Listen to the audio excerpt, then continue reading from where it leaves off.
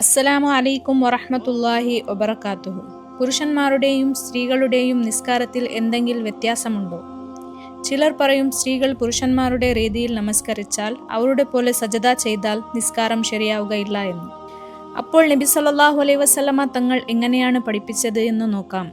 സഹീഹ് ബുഖാരിയുടെ ഹദീസിൽ കാണാം, നബി സല്ലല്ലാഹു അലൈഹി വസല്ലമ തങ്ങൾ പറഞ്ഞു, സ്വല്ലു കമാ റഅയ്തുമൂനി ഉസല്ലി. നിങ്ങൾ ഏത് രീതിയിലാണ് ഞാൻ നിസ്കാരം നിർവഹിച്ചത് കണ്ടത് അതേ രീതിയിൽ നിസ്കാരം നിർവഹിക്കുക. ഇതുകൊണ്ട് മനസ്സിലാക്കാം സ്ത്രീകളും പുരുഷന്മാരുടെ നിസ്കാരത്തിന്റെ രീതി ഒന്നേയാണ് എന്ന്. ഇപ്പോൾ കൂടുതൽ സ്ത്രീകൾ സുജൂദ് ചെയ്യുന്നത് ഒന്നുകിൽ കൈ പരത്തി വെച്ചുകൊണ്ടോ അല്ലെങ്കിൽ കൈയെ കാലിന്റെ ഇടയിലാക്കിക്കൊണ്ടാണ്. അത് പാടില്ലാത്തതാണ്. സ്വഹീഹ് ബുഖാരിയുടെ മറ്റൊരു ഹദീസിൽ കാണാം, നബി സല്ലല്ലാഹു അലൈഹി വസല്ലമ തങ്ങൾ പറയുന്നു, വലാ യബ്സുത്തു ദിറാഅൈഹി കൽ കൽബി. നിങ്ങൾ സുജൂദിൽ നായയുടെ രീതിയിൽ കൈകളെ പരത്തരുത്.